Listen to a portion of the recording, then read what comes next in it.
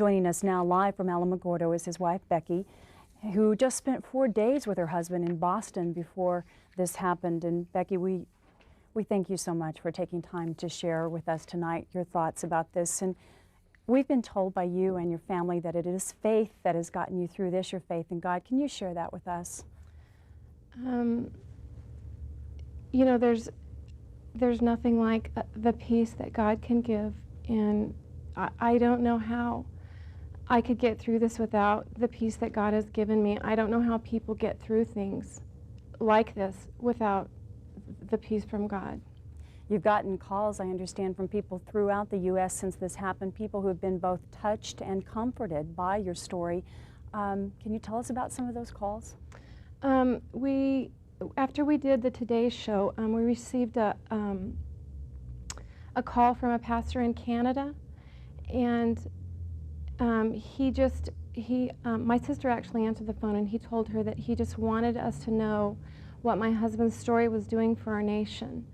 We then received a call from a lady in Denver, and my youngest son answered the phone, and he said, "May I ask who's calling?" And she said, "I'm just a no one in Denver, but I want you to tell your mother that my mother died 10 years ago, and I haven't been able to pray to God since then, but after hearing your dad's story today, I can once again pray."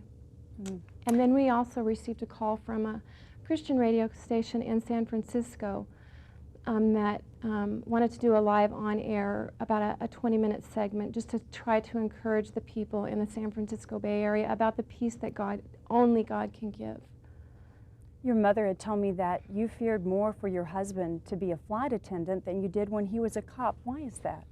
You know, I don't know. Alamogordo is a very safe community, and you know, he had been with the police department so long, and you know, there's always a little fear in the back of your mind, but it wasn't ever something that I thought about much. And when he took the job as a flight attendant, I don't know why I feared. You know, of course he was away from home more, so that was a little more uncomfortable, but I don't know why. You know, I guess I can't explain that. Sure.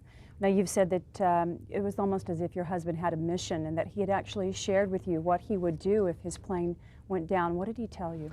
When I would ask him, you know, "Babe, why do you have to go? You know, why can't you just be home with us?" He would say continually, and he had said to friends of ours just one of the last times he was home on his days off, you know, he would say, "What if I'm on a plane that's going down, and what if there's one person on that flight that doesn't know the Lord? You know, I know that God will give me the opportunity to lead them before the plane goes down. And if there's one person that I can help get to heaven, then I have done my job on earth." It's amazing that he spoke about that. Thank you, Becky Marchand. We hope that your family finds comfort in the prayers that were said for you today. Thank you very much.